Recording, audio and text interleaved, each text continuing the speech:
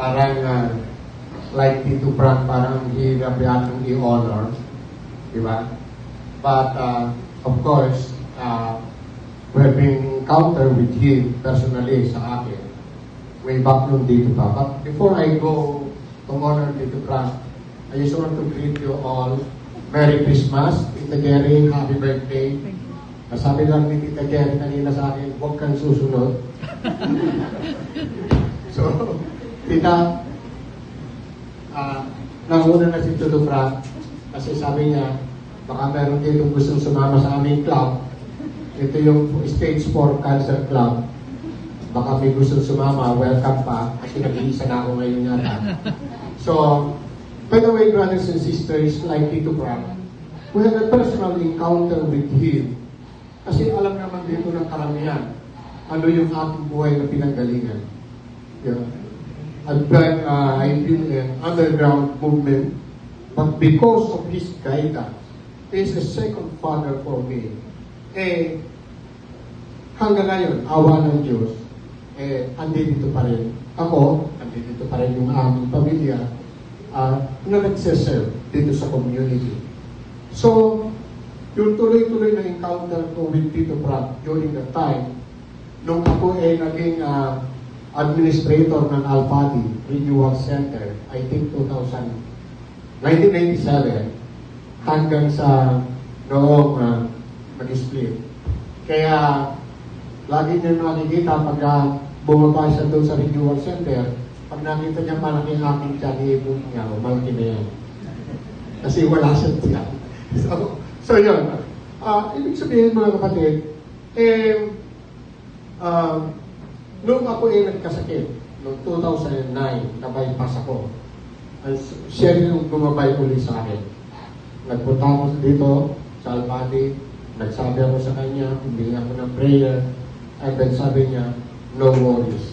Puntahan mo yung mga ganitong tao, puntahan mo yung i-pray over at baka naman yan ipakuha pa sa dasal.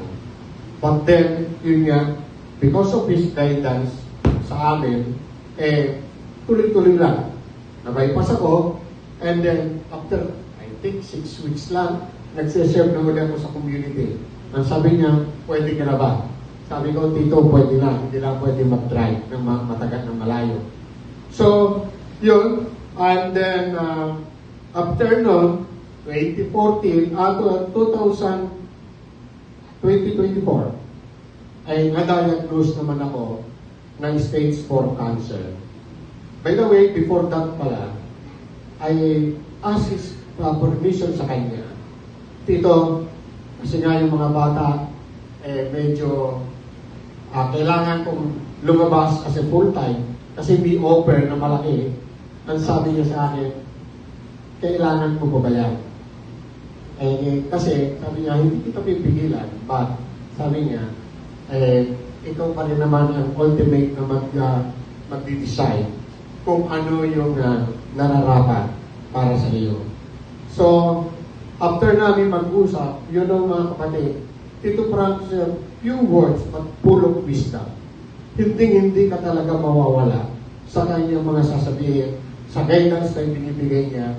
And I honor for him as a founder ng ating community. It's not an easy, di ba? But yung mission talaga ay hindi mo matatawaran pagdating sa kanya. Kaya kung saan kami nagkakasalubong, sabi niya, kumusta ka na? Sabi ko, Tito, number 4 pa rin. Kasi nga, sabi ko, di ba, pagka signal number 4, dapat malakas. So dito, yung ating number 4 ay malakas din dapat. So yun lang yung sabi ko sa kanya. And of course, mga kapatid, for so many encounter with him, lagi ang kanyang napag-uusapan namin is yung mission. Kumusta na ang LCSC? Kumusta na yung No One in Need? Kasi talagang mahal na mahal niya ang No One in Need. Sabi niya, yung work with the poor. So sabi ko dito, okay naman. So, going smoothly, lahat naman in place. So, although maraming hassle, alam naman niyo yung evangelization work.